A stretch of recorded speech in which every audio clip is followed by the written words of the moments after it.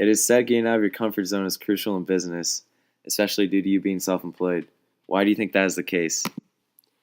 Um, well, it's important to get out of your comfort zone in all aspects of life, but especially in business, because if you don't take risks and get out of your comfort zone, you're going to stay in the same spot and not move up. Can you describe a time that you got out of your comfort zone in the business world? Yeah, well, when I was 23, that's when I bought my first campground. That was a huge step for a young man. Did you ever have a breakthrough moment when you realized you wanted to be your own boss? Yeah, when I was growing up, my father had a carpet cleaning business, and through my childhood, I'd always worked for him. So, watching him run his business, I kind of realized that I didn't really want to work for anyone else. I wanted to be my own boss. Since you started a business at such a young age, that must come along with some critics. Did you have critics along the way? Oh my God, everyone doubted me. Even my own friends would doubt me. They'd tell me I couldn't do it, tell me I'd run my money into the ground, but I don't know. Somehow we made it out alive. Wow, I couldn't imagine my own friends doubting me like that. What was your response to all these critics? It was really hard at first. I don't know. I think it was around, I guess, when I started making a profit that it didn't really bother me too much, but it got to me for a while. Being your own boss, that must come with a lot of responsibility and challenges. What were some of the hardships that you faced throughout your career? Well, owning a campground, there's a few things, but I think one of the first times someone called in and said that their furnace broke, I didn't know what to do. I had to go through the whole process of calling a company to come in. It was way too late, took way too many days, but I came in. After that, I hired a handyman, but that was one of the first, one of many on the campground, but that was one of the first ones. That must have been difficult to get through at such a young age. How did you handle these hardships? Well, I remember in some of the off seasons, like during the winter months, there wouldn't be a whole lot of people at the campground, so business would be slow right when we were getting started, and it just really helped having your mom and your brother and you around supporting me. It really gave me what I needed to get through it. I'm sure having a stable group of people to rely on in those hard times is really important. Throughout these hardships, were there any things you could take away that you helped throughout your career? Well, yeah, I mean, it's like I've been telling you and your brother for years. Ever since you guys were little, never be content. It's easy to keep going when everything's going your way, but it's when everything isn't going your way that we really have to bear down and go through it. And when things are going your way, that's when you have to push yourself harder and use the resources you have, the time you have to really get that much better. And it raises your bar, it raises the standard of your business, and just improves all aspects of everything you're doing in life. So that's definitely one of the big things I've taken away from owning this campground.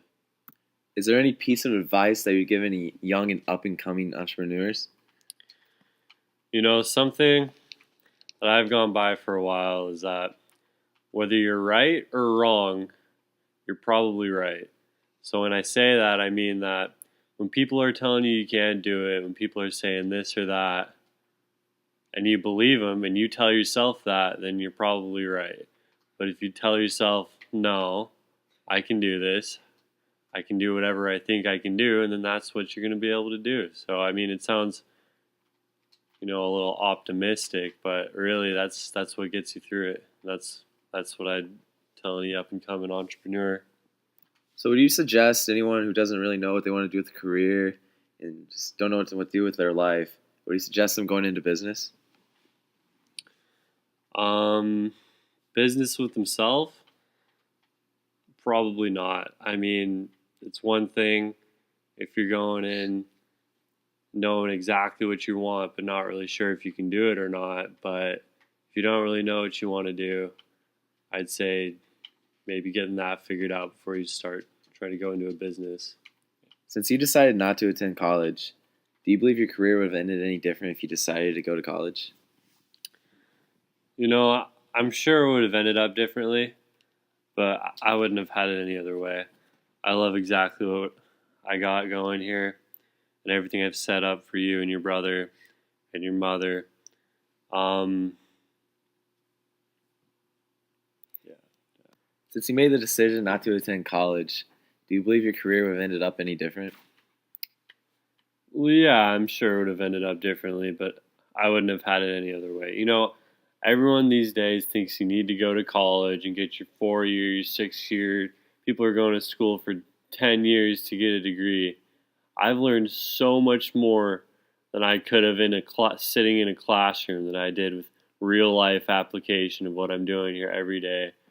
You don't learn how to fix your sink in chemistry class. I wouldn't change a thing. Wow, it's funny you say that. It kind of segues into my next question here. Do you believe learning on the job is more beneficial than learning in a classroom? Well, yeah, like I just said, I wouldn't have done it any differently. I value what I've learned from working on this campground, the trailer parks. We've really built the business here, and I know you can take classes for that in school or whatever, but I mean, yeah, you learn how to run the books, but you don't really know what you're doing until you get into it. And I just feel like I surpassed so much, but nothing against, going to school. Like everyone should get an education, but I'd say learning on your own is so undervalued today, and that there's a lot more to it than people think. To wrap up the interview here, we've been pretty negative. Well, not really negative, but not positive. Let's end on a positive note. Do you have any good stories to say or to tell? Oh yeah, well, the campers at our campground, they really become like a part of our family. You remember at your nationals back in 2014, posted on Facebook about it, and we had like 5 houses worth of campers coming to watch you because they see you playing hockey in the backyard growing up, and they just wanted to come out to support us. We have so much support. We have such a big network of people that we've met through the campground. Oh my God, like when it flooded. You remember that? Oh yeah. God, we had people come. We had a professor from New York come down to show his support and help us with that disaster. And I'm so grateful for the relationships we've made over the years with this.